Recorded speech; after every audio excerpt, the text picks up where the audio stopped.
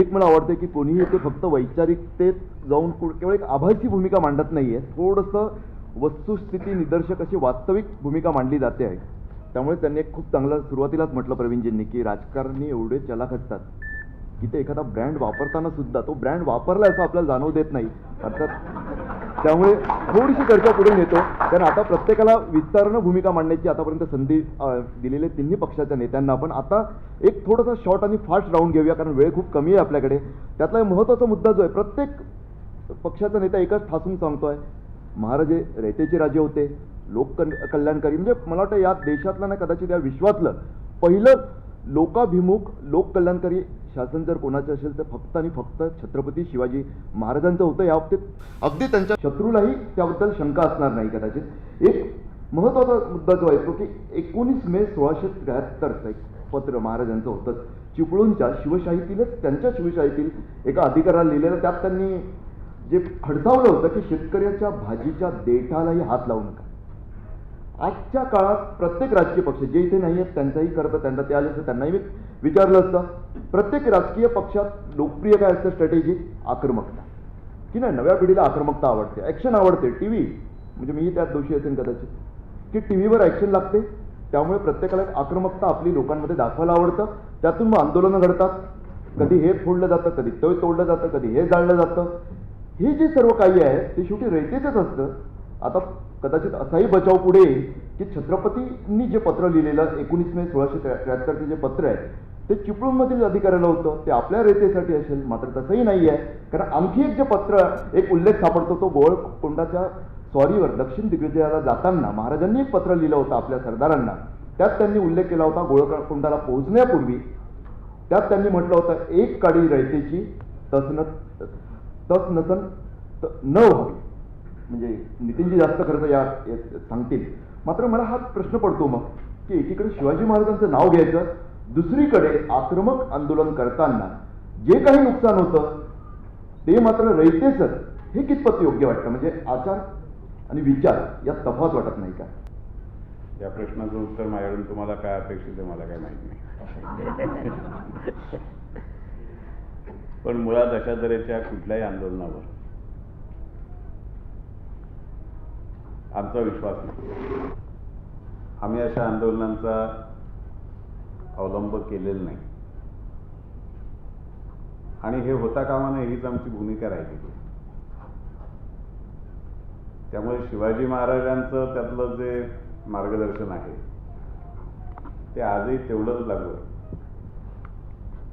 आणि दुसरा त्यातला एक भाग शिवाजी महाराजांच्या चरित्रातला जो आपण दुर्लक्षित करतो रयतेच्या दृष्टीने, तो हा आहे की शिवाजी महाराजांच्या मृत्यूनंतर सुद्धा, संभाजी महाराजांच्या मृत्यूनंतर सुद्धा 27 वर्ष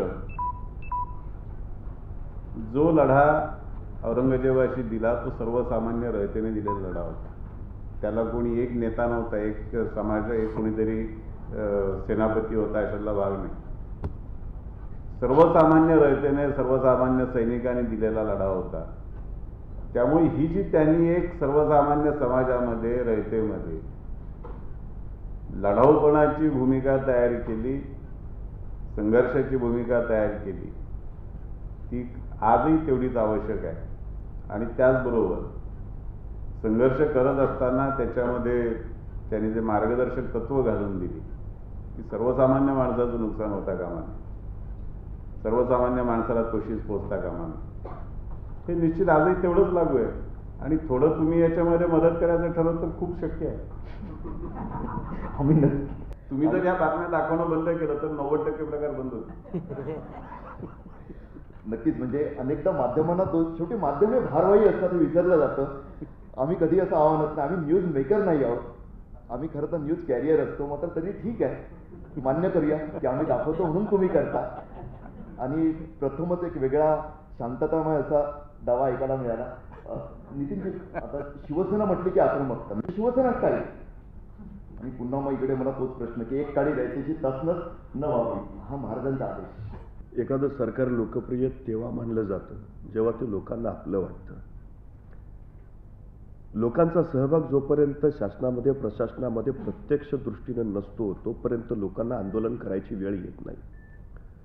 पण जोपर्यंत कोणी आपलं ऐकून घेत नाही, कोणी आपल्याला प्रतिसाद देत नाही याची जाणीव होते, त्यावेळी रस्त्यावर उतरण्याशिवाय दुसरा पर्याय शिल्लक नसतो. ही सगळ्यात मोठी गोष्ट आहे. अर्थात छत्रपती शिवाजी महाराजांचा विचार घेताना आपण म्हटलं तसं रयतेच्या गवताच्या काडीलाही धक्का लागता कामा नये ही भूमिका अगदी मान्य आहे. निश्चितपणे रयतेचं रक्षण आणि संरक्षण झालंच पाहिजे. आंदोलन त्या पद्धतीचीच असली पाहिजे, हेही अगदी मान्य आहे.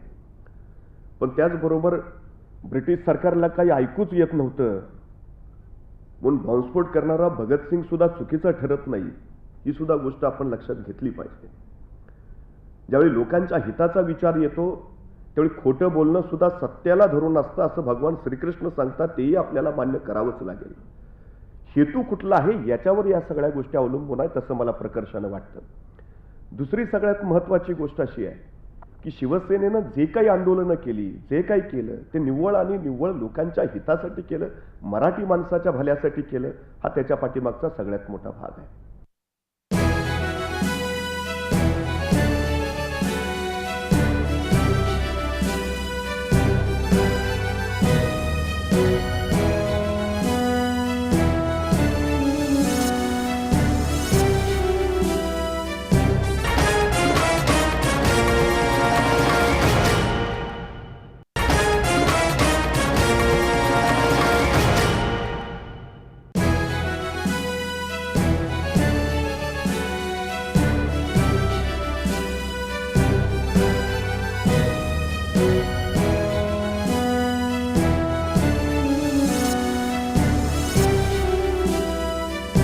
अनेकदा मार्केटिंगच्या भाषेत एक म्हटलं जातं, म्हणजे आम्ही जेव्हा काही सेमिनार अटेंड करतो किंवा प्रेझेंटेशन मार्केटिंग डिपार्टमेंटचे, की वास्तव महत्त्वाचं नसतं, त्याचं प्रेझेंटेशन काय आहे ते जास्त महत्त्वाचं असतं, त्याचं इंटरप्रिटेशन काय केलं जातं ते महत्त्वाचं असतं. त्यामुळे स्वाभाविकरित्या नितीनजी स्वतःच्या पक्षाची भूमिका इतक्या चांगल्या पद्धतीने, की लॉजिकल भाषा इतकी चांगल्या पद्धतीने त्यांनी मांडलेली आहे.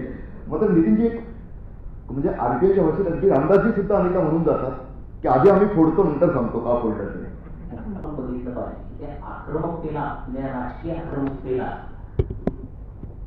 आक्रमकतेला बरं का मी जबाबदारीने सांगतो, राजकीय आक्रमकतेला शिवाजी महाराजांच्या आक्रमकतेशी कुणी तुलना करू नये. ते एक विशिष्ट ध्येय आणि हेतूसाठी होतं. ती एक फार मोठ्या एक राज्याचा संदर्भ होता. तो कालखंड वेगळा आहे, हा कालखंड वेगळा आहे. त्यावेळेचं भलं वेगळं आणि आत्ताचं भलं वेगळं आहे.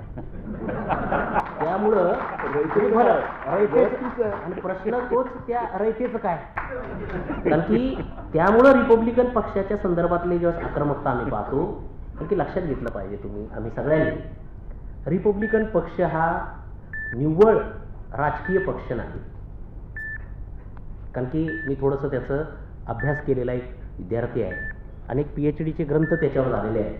बाबासाहेब आंबेडकरांची 125वी जयंती सेलिब्रेट करत असताना विविध पैलूनं ज्यावेळेस त्याचं आकलन झालं, लोकांच्या समोर आलं, त्यावेळेस मला समजलेली मी एक गोष्ट सांगतो की ही एंटायर चळवळीची मानू बघा. रिपब्लिकन पक्षाचे उद्देश बघा, जे बाबासाहेब आंबेडकरांनी खुल्या पत्रात दिलेले ते पहा, आणि मग जे रजिस्टर झालेले काही रिपब्लिकन पक्ष आहेत, बऱ्याचशा घटना सारख्याच असतात बरं का. त्याचे उद्देश जर तुम्ही बघाल तर त्याच्यामध्ये काय लिहिलं आहे की दुर्बल घटकांचे आहे, आणि जे भारतीय संविधानाचा जो फंडामेंटल राईट्स आहेत आपले आणि मार्गदर्शक तत्व आहेत, म्हणजे रेफरन्स केला तर आर्टिकल 46, की इथल्या दुर्बल घटकाच्या, खास करून अनुसूचित जाती जमाती अल्पसंख्याक समुदायाच्या हिताचं रक्षण करणं त्याच्या संदर्भातली भूमिका आहे. आणि ऑफकोर्स बाबासाहेब आंबेडकरांनी म्हणजे भारतीय संविधानाच्या निर्मात्यापैकी ते असल्यामुळं जी अधोरेखित केलेली लाईन होती आणि एका विचारवंतानं मांडलेली भूमिका म्हणून, की त्याच्यामध्ये सुद्धा दुर्बल घटकाच्या हिताचं रक्षण करणं हे आपलं प्रथम कर्तव्य आहे. आणि म्हणून दलितावरच नव्हे, कुठल्याही गरीब समुदायावर जर अत्याचार झाला तर त्याच्यात आपण पुढाकार घेतला पाहिजे, हीच भूमिका रिपब्लिकन पक्षाची आहे. मग ती दलितावर होणारा अन्याय अत्याचार असो किंवा कुणी मग समजा इथल्या उत्तर भारतीयांना बडवण्याचा विषय असो, रिपब्लिकन पक्ष त्यांच्या पाठीशी उभा राहिला. का राहिला? कारण की हा पक्ष मूलतःच, मग तुम्ही बघाल सर की अगदी त्या भीमा कोरेगावच्या सुद्धा कार्यक्रमाला गाड्या भरभरून जातात. आम्ही याचा विचार त्याच्या संदर्भातला घेत नाही का? मग तुम्ही पाहाल की वेगवेगळ्या ठिकाणच्या सांस्कृतिक कार्यक्रम असतील त्या ठिकाणी सुद्धा तुम्हाला प्रतिनिधित्व दिसेल, कारण की ही एक सोशो कल्चरल मुवमेंट आहे. म्हणजे म्हणजे ह्याच्यावर जी पुस्तक लिहिली बा, गोपाळ गुरूंनी एक पुस्तक लिहिलं होतं, दलित पॅन्थर आणि संदर्भीय राजकारणावर संदर्भ आला. कारण की हे जे अत्याचाराचे विषय it's self not and only political विषय, त्याच्यामध्ये एक सांस्कृतिक संदर्भ आहे, उत्पीडनाचे विषय आहे. त्यामुळं रिपब्लिकन पक्षाच्या आक्रमकतेला ते जे उत्तर जातं ते फक्त राजकीय नसतं, म्हणून ते एक सोशो कल्चरल त्याला एक प्रत्युत्तर देण्याची भाषा असते. आणि या महाराष्ट्रामध्ये आपण त्या चळवळीचा उगम झालेला आपण अनेक पाहिलेला आहे. खऱ्या अर्थानं राजकीय काही असलं तरी सुद्धा मग बऱ्याचशा ठिकाणचे राजकीय पक्षातले बघा प्रतिनिधी, म्हणजे आपल्याला माझं मत आहे ते, मी एका लातूरकडच्या प्राध्यापकाच्या बरोबर एका पुढाऱ्याकडे गेलो होतो. आता काँग्रेसचा माणूस नव्हता म्हणून ते मी प्रास्ताविकात सांगितलं नाही. त्याला सांगितलं, राव तुम्ही मराठी पुढारी, म्हणजे आता गावच्या भाषेत तिकडे तुम्ही राव गाव इकडचं बोलता, एवढं राहून शिवाजी महाराजांच्याबद्दल बोलतो. तर त्या माणसानं बरं का जबाबदार पुढाऱ्याने सांगितलं, ते जर आम्ही करत बसलो असतो तर तुमच्यासारखे परिसंवादात भाषण करत बसलो असतो. बरं का, त्यानं सांगितलं. म्हणजे हे सगळे आमच्यासारखे सगळी राजकीय जी लोक असतात, तर त्याच्यामधून काय होतं ते की ते कुठं वापरायचं आणि कुठं नाही त्यांना माहीत असतं. म्हणजे मुद्दा जो मी सांगतो की ती जी छत्रपती शिवाजी महाराजांची आक्रमकता आहे की नाही, ती आक्रमकता एका विशिष्ट त्या जनतेचं राज्य आणण्याच्या संदर्भातली होती. त्याच्यामध्ये कुणाची तशी तुलना होऊ शकत नाही, परंतु तो बाणा आमच्याकडे आहे. आणि म्हणून आम्ही सांगतो की म्हणून बऱ्याचशा तुमच्या चर्चेला तुम्ही तुमच्या आवेगपूर्ण बोलण्यात आम्हाला भीमसैनिक म्हणता का नाही? म्हणजे तुम्ही म्हणता अनेक वेळा की भीमसैनिकांचा आहे, आणि आठवले साहेबांचा तुम्ही संदर्भ दिला, कारण की तो भूमय सैनिक आहे ना. कारण की रिपब्लिकन पक्षाच्या घटनेमध्ये असं आहे, त्यांनी काय म्हटलं माहिती आहे का की पक्ष म्हणजे काय, त्यांनी सांगितलं की मतदारांची संघटना. आम्ही दुर्दैवानं म्हणा की तेवढी, कारण की इथल्या सोशो कल्चरल पॉलिटिक्समुळे आम्हाला बांधता आली नाही समजा, परंतु ती कशाची संघटना आहे, मतदारांची संघटना आहे. आणि दुसरा शब्द आहे त्यांचा की तुमचा नेता सेनापतीसारखा आणि तुमचे कार्यकर्ते सैनिकासारखे पाहिजेत असं म्हटलं. त्यामुळे जी आक्रमकता आहे ना, ती असं म्हणूया की आम्हाला त्याचं बाळकडूच मिळालेलं आहे. इथल्या सामाजिक व्यवस्थेला, वर्ण व्यवस्थेला, जाती व्यवस्थेला उत्तर देण्यासाठी. आणि ती कसं आहे, काय गुण जन्मजात आलेले असल्यामुळे ते जात नाही. मग आमची चळवळी पॅन्थर स्वरूपामध्ये असली तरी ती आक्रमकता आहे. रिपब्लिकन पक्षामध्ये असेल, म्हणजे जॅकेट बिकेट घातलेली पुढारी जरी असतील तरी ती मात्र आक्रमकता टिकून आहे. कारण की बाबासाहेब नावाच्या एका दिग्विजय नेत्याचं विचाराचं बाळकडू आम्हाला घरातच मिळतं ना. म्हणजे आम्ही लहानपणी असताना छाती ठोकं हे सांगू जगाला ही गाणी ऐकलेली आहेत ना. तो वारसा या चळवळीला असल्यामुळं तो आक्रमकता आहे. आणि मग ती अन्याय करणाऱ्याच्या विरोधात पण असते, आणि किती मोठा बलाढ्य विरोधक असेल तरी सुद्धा त्याच्या विरोधात उभं राहण्याची भूमिका हे रिपब्लिकन पक्षाने घेतलेली आहे.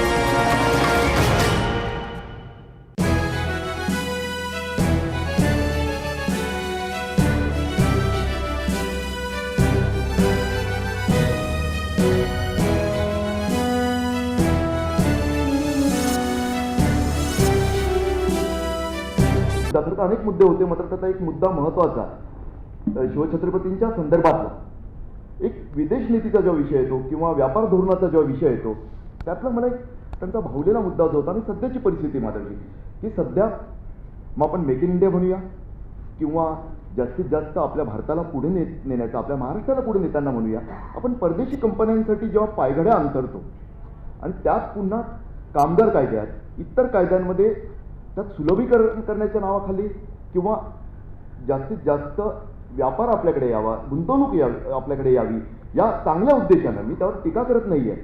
मात्र जे बदल करतोय ते बदल करताना छत्रपतींनी डच व्यापारी जेव्हा कोकणच्या किनारपट्टीवर आले तेव्हा त्यांना जे सांगितलेलं, त्यांना सांगितलं की यापूर्वीचे जे भारतातील राज्यकर्ते आहेत त्यांच्या बाबतीतला तुमचा अनुभव काहीसा वेगळा असेल, त्यांनी तुम्हाला वाटेल ते करू दिलं असेल, गुलामांचा मानवी म्हणजे स्त्री पुरुषांचा व्यापार सुद्धा करू दिला असेल, मात्र माझ्या राज्यात तसं कदापि करू दिलं जाणार नाही. हे बंधनं लादणारे त्या काळातले शिवछत्रपती. आणि आज प्रत्येक कायद्यात व्यापाऱ्यांना अनुकूल, खरं तर व्यापाराला म्हणतात, मात्र ते व्यापाऱ्यांना अनुकूल असे बदल केले जातात. हे थोडंसं यातलं उलगडून सांगाल तर. पुन्हा आपापल्या सोयीचे शिवाजी महाराज असा प्रकार इथे चालू आहे. आणि आपण ज्या दोन गोष्टींचा उल्लेख केला,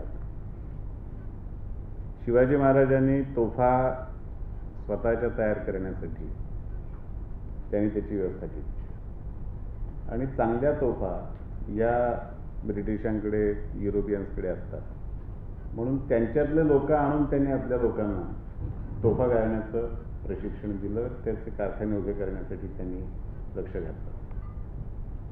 आणि दुसरं छत्रपतींनी, म्हणजे छत्रपतींचं या देशातलं सगळ्यात मला जाणवणारं मोठेपण कुठलं जर असेल तर 400 वर्षापूर्वी छत्रपतींनी कोकण किनारपट्टीवरती आपलं आरमार उभं केलं, स्वतःचं आरमार उभं केलं.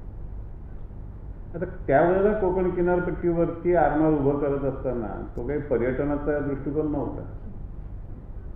त्यावेळेला कोकणपट्टी ही पर्यटनासाठी खूप छान आहे वगैरे असा काही मुद्दा नव्हता. त्यावेळेला कोकणातली वस्ती कमीच होती. म्हणजे आजच्या जर फायद्या तोट्याच्या भाषेत बघायला गेलं तर इतक्या कमी लोकसंख्येच्या ह्याच्यामध्ये आरमार उभं करण्याची गरज काय होती, खरं म्हणजे तिथे काहीच नव्हतं. पण ते आरमार त्यांनी तिथे उभं केलं एवढ्यासाठी की त्या समुद्र मार्गाने व्यापार चालू होता. जगभरातल्या मालाच्या बोटी या कोकणातल्या बंदरांवरती यायच्या आणि तिथून घाटावरून महाराष्ट्राच्या वेगवेगळ्या भागात जात असत. त्या व्यापारावरती नजर ठेवणं, आवश्यक पडल्यास नियंत्रण ठेवणं आणि त्याचबरोबर या व्यापारी मार्गांचं संरक्षणाच्या दृष्टीने असलेलं महत्त्व लक्षात घेऊन शिवाजी महाराजांनी मुरुड जंजिऱ्यापासून विजयदुर्ग आणि सिंधुदुर्गपर्यंत संपूर्ण कडेकोट बांधणी उभी केली. ह्याच्यामधला त्यांचा एका बाजूला राजकीय दृष्टिकोन, दुसऱ्या बाजूला प्रशासकीय दूरदृष्टी आणि तिसऱ्या बाजूला आपल्या राज्यातल्या कारखानदारी आणि व्यापार या दोन्हीबद्दलचा दृष्टिकोन हा आपल्या लक्षात येतो. आणि मला असं वाटतं की आजच्या राज्यकर्त्यांना सुद्धा या दोन्ही दृष्टिकोनांची जाणीव आहे. म्हणून मेक इन महाराष्ट्र, जसं शिवाजी महाराजांनी स्वतःच्या तोफा स्वतः गाळण्याची व्यवस्था केली, मेक इन महाराष्ट्राची प्रेरणा तीच आहे. पुन्हा एकदा तेच आहे खरं तर. मी जो उल्लेख केलेला माझा प्रश्न जो होता तो कायद्यातील सुलभीकरण किंवा उदारीकरणाच्या नावाखाली कामगारांचे जे हक्क डावलले जातात आहे सध्या त्याबद्दलचा मला वाटते शिवसेना तसं पाहायला गेली तर एक हा जो कामगारांचे हक्क आणि त्याच्याबद्दलचे विषय आहे हा सर्वस्वी स्वतंत्र चर्चेचा विषय आहे. आपण आत्ता शिवाजी महाराजांच्या संदर्भामध्ये या विषयाची चर्चा इतके उडत करू शकत नाही, म्हणून मी त्याला हात लावला.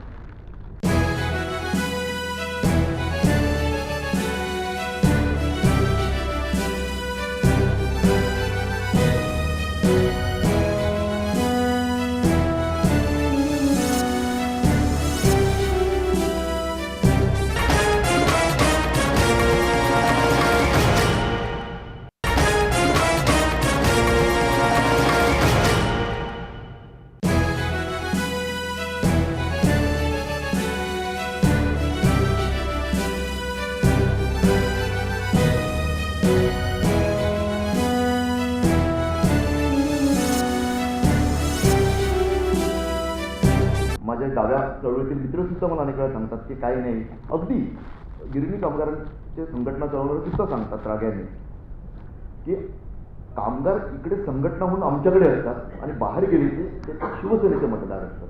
तर कुठंतरी तुमचा पक्ष संघटनेतून पक्षाकडे जो प्रवास झाला, तुमचा विजय झाला, अगदी गेल्या निवडणुकीत सुद्धा मोदी लाट असताना सुद्धा तुम्हाला जे घवघवीत बऱ्यापैकी यश मिळालं त्याचं कारण म्हणजे कामगारांचा तुम्हाला असलेला पाठिंबा. आणि सध्याचे बदल घडत आहे किंवा बिघडत आहे खरं तर कामगारांच्या दृष्टिकोनातून बोलतोय मी, त्या म्हणजे डच व्यापाऱ्यांना सुनावणारे, मानवी गुलामगिरी चालूच देणार नाही असं सांगणारे शिवाजी महाराज आणि त्या महाराजांच्याच नावाचा अंश घेऊन पुढे आलेली तुमचा पक्ष कुठंतरी खडकत नाही का? स्वराज्याचा जो वचननामा केला त्याच्यात त्यांनी स्पष्ट म्हटलं होतं की सर्वांचं पोटास लावणी आहे. मग तो कुणीही असेल, 18 पगड जातीचा, 12 गुंठेदाराचा, सगळा सुतार लोहार चांभार न्हावी जोशी गुरव वाणी मुलानी साळी माळी धनगर कोळी आगरी भंडारी प्रत्येकजण या मातीत उगवलेला प्रत्येकजण पोटाला लागला पाहिजे ही शिवाजी महाराजांची सगळ्यात महत्वाची भूमिका होती. आणि त्याच्याहीपेक्षा दुसरी गोष्ट, शिवाजी महाराजांनी मुळामध्ये महाराष्ट्राच्या छातीवर आज 450 किल्ले आहेत, पैकी 360 स्वराज्यात होते, पैकी 110 शिवाजी महाराजांनी बांधले होते. आता 50 वर्षाच्या कालखंडामध्ये 110 किल्ले नव्यानं बांधणं याची खरंच गरज होती का असा प्रश्न जर विचारला तर गरज स्वराज्य बळकट करण्याबरोबर इथल्या माणसांना रोजगार उपलब्ध करून देणं ही सगळ्यात महत्वाची होती. हा भाग आपण लक्षात घेतला पाहिजे. हा सगळ्यात मोठा महत्वपूर्ण निर्णय शिवाजी महाराजांनी केला. जसं भंडारीजींनी सांगितलं, तोफा ओतायचे कारखाने काढले, कुडाळ डिचोलीला दारुगोळ्याचे कारखाने काढले आणि सम्राट चंद्रगुप्तानंतर हिंदुस्थानातलं पहिलं आरमार उभा करणारा राजा म्हणून आम्हाला शिवाजी महाराजांची नोंद घ्यावी लागली. याच्यात सगळ्यात महत्वाचं त्या जहाजाची फळी रांधायचं काम ज्यावेळी सुतार करायचा तो त्यात इतका तल्लीर होऊन करायचा की हे माझं जहाज स्वराज्यासाठी लढणार आहे. ते जहाज ज्यावेळी विजय मिळवायचं त्यावेळी त्या सुतारला इतका आनंद व्हायचा की तो सांगायचा त्या विजय मिळवलेल्या जहाजाची फळी मी रांधली आहे. म्हणजे जनतेचा प्रत्यक्ष सहभाग हा स्वराज्याच्या प्रत्येक गोष्टीमध्ये महाराजांनी करून घेतला. ही सगळ्यात महत्वाची गोष्ट. दुसरी महत्वाची गोष्ट अशी होती की प्रत्येकाला रोजगार उपलब्ध करून देण्याबरोबर आपल्या स्थानिक लोकांना कसं प्राधान्य मिळेल याचा विचार महाराजांनी खूप चांगल्या पद्धतीने केला. मग आपण जसा उल्लेख केला की गुलामीची प्रथा नष्ट करणारा पहिला राजा म्हणून आम्हाला शिवाजी महाराजांचा उल्लेख करावा लागतो. माणसाला माणूस म्हणूनच वागवा, गुलाम म्हणून नव्हे. विकत देणं घेणं हा व्यवहार महाराजांनी सगळ्यात मोठा बंद केला. त्यांनी इंग्लंडच्या इंग्रजांना स्पष्टपणे सांगितलं, गुलाम हवेच असतील तर तुमच्या देशातले आणा, आमच्या देशातले लोक गुलाम म्हणून तुमच्याकडे काम करणार नाहीत. प्रचंड मोठी शिक्षा आणि दंड त्याच्यासाठी त्यांनी आकारला.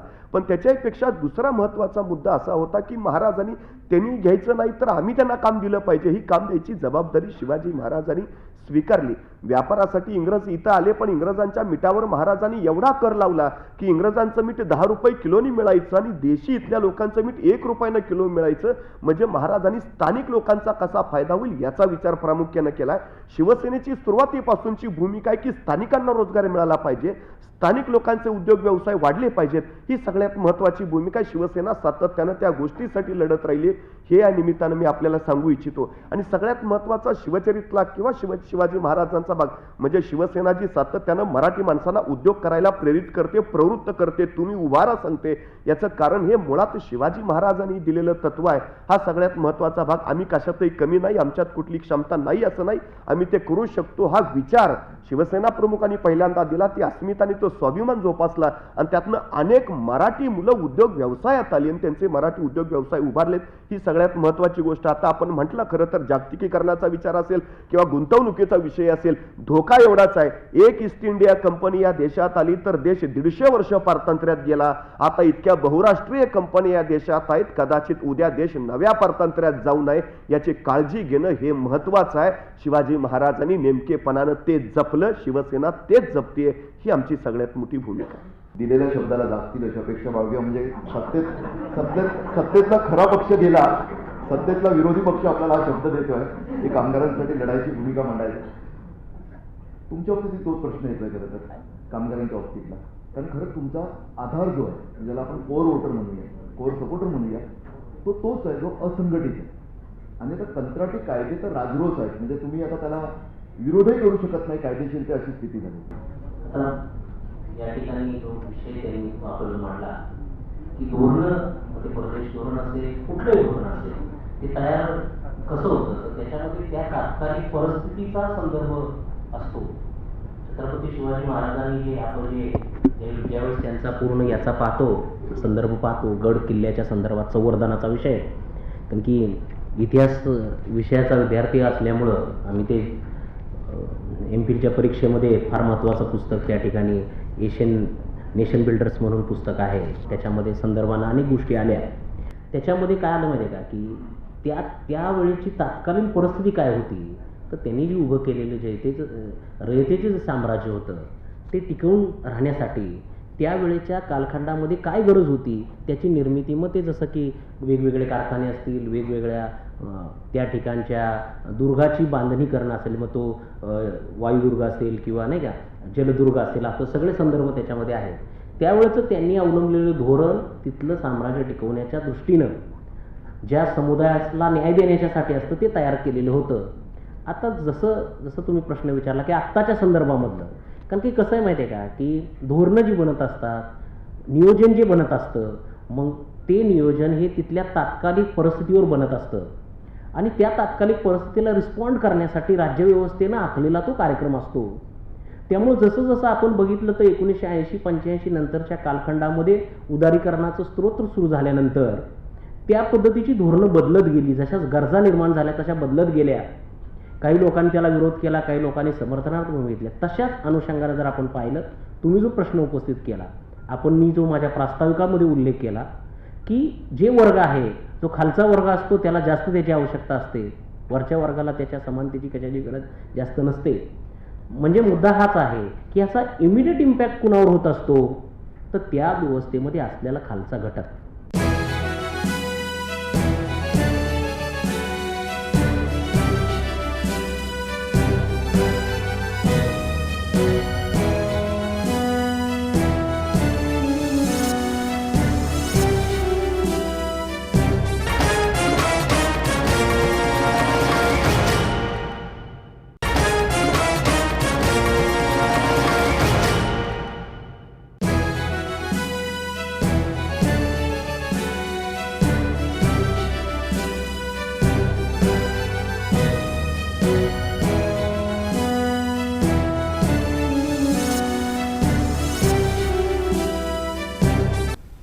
जसं की आता कामगारांच्या धोरणं बदलत गेली, खाजगीकरण उदारीकरणाच्या परिप्रेक्षामध्ये, तेव्हाच त्याचा इमिडिएट इम्पॅक्ट हा तिथल्या कामगारावर आला.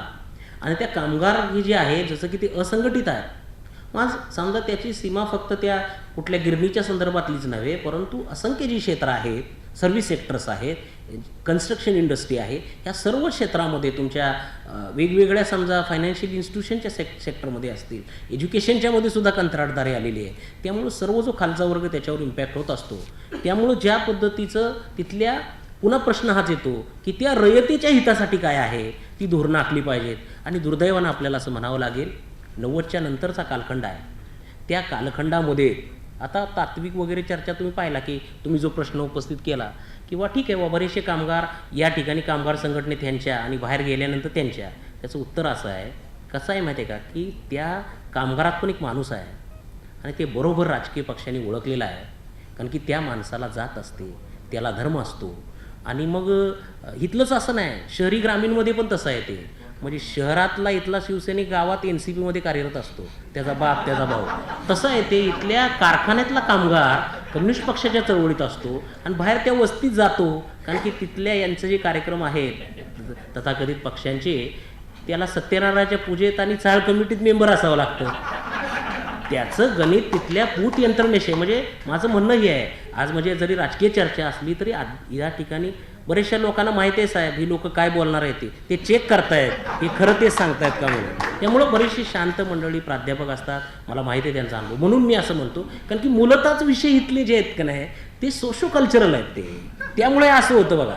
त्यामुळं कसं आहे की ती धोरणं जी ठरतात ना, निश्चितपणानं धोरणांच्या मध्ये आता असं झालं आहे की पायघड्या वगैरे घालतात. जसं तुम्ही शब्दप्रयोग केला, TV चॅनलवर सुद्धा आपण अनेक शब्दप्रयोग करतात जे फार अर्थबोधक असतात. तशाच अर्थानं असं आहे की तो खालचा वर्ग आहे ना, कारण की त्याचा व्हॉइस राहिला नाही, तो असंघटित आहे. त्यामुळं त्याच्यावरती होतं. आणि दुसरी गोष्ट कसं असतं माहिती आहे का, की आम्ही अनेक वेळा पाहिलं, बऱ्याचशा पुढाऱ्यांच्या घरामध्ये तुम्ही पाहाल, अभ्यासक म्हणून चेक करा साहेब. कारण की मी जसं एका काँग्रेसचं उदाहरण दिलं तसं त्यावेळेस मी विद्यार्थी होतो, त्यामुळे मी बऱ्याचशा 3-4 पक्षांना हा प्रश्न विचारलेला आहे की तुम्ही शिवाजी महाराजांचं सांगता. त्यावेळेस मी बजेटचा अभ्यास करत होतो. अर्थसंकल्पात दलितांचे काय ते 367 कोटी पाटबंधाऱ्याला वळवले होते. त्यावेळेस मी अभ्यासक म्हणून त्याचा विषय अभ्यासत होतो. त्यावेळेस हा प्रश्न आम्ही विचारला होता की का असं होतंय. जसं काँग्रेसवाल्याने उदाहरण दिलं तसं बाकीच्यांचं आहे. कारण काय आहे की शिवाजी महाराजांची प्रतिमा तुम्हाला बाहेर असल्यामुळं, तिचा वावर केल्यामुळं, बाबासाहेबांची प्रतिमेचा वावर केल्यामुळं तुम्हाला मतदार मिळतात. आणि विधानसभा आणि त्या अपेक्स इन्स्टिट्यूशनमध्ये तात्विक चर्चा चर्चेत असते साहेब. म्हणजे तुमचं जे धोरण आहे ना, चर्चा म्हणजे धोरण आणि तपशील, त्या तपशिलातले अनेक बारकावे असतात. अनेक आमदारांच्या विधिमंडळातल्या चर्चा आणि मग ते सुरू होतं सगळं. म्हणजे जे मतदारसंघातली कामं वगैरे असे सगळे विषय येतात ना, त्यात विचार बाजूला राहतो. आणि आपल्याला टिकून राहण्यासाठी, जसं महाराज रयतेसाठी हिताच्या गोष्टी करत होत्या, तसे त्यांना टिकून राहण्यासाठी ज्या हिताच्या गोष्टी आहेत त्या गोष्टी होतात. त्यामुळं आपण जे म्हणतो धोरण, हे जनतेला कळत नाही. जसं त्यांनी सांगितलं की बाबा एका विचारवंतांना सांगितलं बाबा शिवाजी महाराजांचा इतिहास आहे, त्याचा विपर्यास करू नका. तसं या धोरणामधला जो विपर्यास आहे ना, की आम्ही सांगतो काय ना होतंय काय. म्हणजे आता ह्यातलं अर्थशास्त्र पण चळवळीचं कळायला लागल्याचं आहे. अतिशय महत्त्वाचा शब्द आहे. सोशलॉजिकल अंडरस्टँडिंग असणाऱ्या पॉलिटिकल सायन्स शिकवणाऱ्या माणसाने हा विषय समजला पाहिजे की या चळवळीचं अर्थशास्त्र काय आहे. म्हणजे आम्ही एखादी भूमिका घेतो, जसं की आता भूमिका जी सध्या चालू आहे की त्या रिक्षाच्या परमिटवरून. माझं असं सुज्ञ नागरिकांचं म्हणणं हे आहे, माझ्या या ठिकाणच्या समाजातल्या सुज्ञ नागरिकांनो, त्यातल्या चळवळींचं, मग कुणाची चळवळ असू द्या, या शिवसेनेचे असो, BJPचे असो, मनसेचे असो, रिपब्लिकन पक्षाचे असो, त्या चळवळीचं अर्थशास्त्र समजलं पाहिजे. ह्या भूमिका का घेतल्या जातात आणि त्याच्यात भरडला कोण जातो माणूस. म्हणजे एका बाजूला तुम्ही सांगता की भाजीच्या देठालाही धक्का न लावण्याची भूमिका शिवाजी महाराजांची, इथं सगळ्या भाजीची शेतं विकून टाकलेली आहेत. म्हणजे जी आहे ना ते तुमच्या वेगवेगळ्या माध्यमातून आणि जनतेच्या समोर बोलत असताना जोपर्यंत आपण ह्या राजकीय भूमिकेचा पर्दाफाश करणार नाही, अभ्यासकांनी त्याच्यावर लिहिलं पाहिजे. का लिहिलं पाहिजे? कारण की आपण म्हणतो आता उद्या जी चर्चा होणार आहे अर्थसंकल्पावर, त्याच्या सोशिओ इकॉनॉमिक सर्वेवर होणार आहे, हे तुमच्या आमच्या जीवनाशी निगडीत गोष्ट आहेत. परंतु झालंय कसं माहिती आहे का, की त्याच्याकडं डोळसपणानं बघण्याचा जो दृष्टिकोन आहे तो पर्यायानं राहिला नाही. म्हणून आपण जे म्हणतो परकीय धोरण किंवा काय, शिवाजी महाराजांनी तिथल्या रयतेच्या हिताचं केलं. आता प्रश्न हा आहे की हे असणारे राज्यकर्ते आपले, त्यांना आरोपीच्या पिंजऱ्यात उभं करणं असं म्हणत नाही मी. कारण की त्यांचं कसं झालं माहिती आहे का, की जनतेला जोपर्यंत लक्षात येत नाही त्याचंच प्रतिबिंब तिथं आहे ना. त्यामुळे धोरणं बदलत चाललेली आहे हे जनतेच्या लक्षात येत नाही. जसं की आपण पाहिलं की त्याचा जो उच्चांक जाईल, त्याचा जो विद्रोह होईल, मग त्यावेळेस पळताबळी थोडी होते. अनेक तात्कालीन विषयामध्ये आपण पाहिलं आहे की केंद्र सरकार असो, सत्ता असो किंवा नसो, ज्यावेळेस हा जनतेला त्यातलं खरं कळतं, मग त्या रोहित वेमुलाची केस असो, कन्हैयाची केस असो, कारण की त्याचे जे पडदे जे आहेत ना वेगवेगळे त्याचे कंगोरे आहेत ना, हे जनतेनं समोर आणले. तर परकीय धोरण काही बदलू द्या, जनतेला त्याचं खरेपण कळलं, आपल्यासारख्या सुज्ञ माणसाने ते सांगितलं, तर खऱ्या अर्थानं जो कर्मचारी आहे, तुमचा कंत्राटी कामगार आहे, जो दलित आदिवासी महिला आहे, यांच्या हिताची गोष्ट होईल. त्यांच्यामध्ये हा खऱ्या अर्थानं डोळसपणानं चळवळीचं अर्थशास्त्र, नंतर खऱ्या अर्थानं राजकारण सांगण्याची ही गरज आहे. आणि ती जबाबदारी राजकीय पक्षाची लोकशाही टिकवण्यासाठी असते. दुर्दैवानं त्यातली काही माणसं सोयीनं जनतेला जसं चालते तसं ते चालवतात, म्हणून आपण तोट्यात चाललेलो आहे. याला कंडिशन म्हणणार नाही, किती काही मान्य केलं गेलं असलं तरी सुद्धा शेवटी जाता जाता आतापर्यंत आपण तिन्ही राजकीय पक्षांना शिवाजी महाराजांच्या संदर्भात विचार आणि आचारातला फरक दाखवणारे प्रश्न विचारले. मात्र एक जाता जाता प्रश्न शेवटी तुम्हा आम्हा सर्वांसाठी सुद्धा आहे. कारण अनेकदा आपण सिस्टीम बदलली पाहिजे म्हणून बेंबीच्या देठापासून अगदी सध्याच्या समाज माध्यमांमध्ये सुद्धा बोंबलत असतो.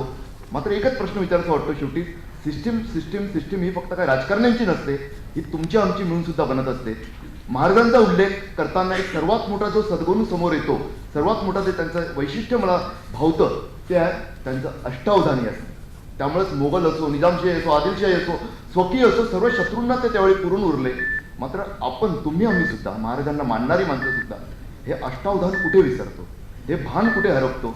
तेच जर हरवलं नाही तर आपणच जर बदललो तर सिस्टीम सुद्धा बदलू शकते. थोडक्यात आपल्या सर्वांना आपला केवळ आव आणून चालणार नाही, तर अंतरीचा जो भाव असेल शिवाजी महाराजांबद्दलचा, तोच प्रत्यक्षातलं आपलं वागणं असलं पाहिजे, एवढंच वाटतं. इकडेच संपवतो, कारण मला पासून माझ्या सहकाऱ्यांची, त्या आयोजकांची सुरळूळ सुरू आहे. तुम्हालाही जायचं असेल, तुमच्या सर्वांना मगाशी माझ्या पेशन्सचं कौतुक केलेलं, आदल्या सेशनला मी ऐकून घेतला त्याबद्दल प्राध्यापक दीपक पवार यांनी. मीही तुमच्या पेशन्सचं कौतुक करतो की तुम्ही एवढा वेळ थांबलात. धन्यवाद.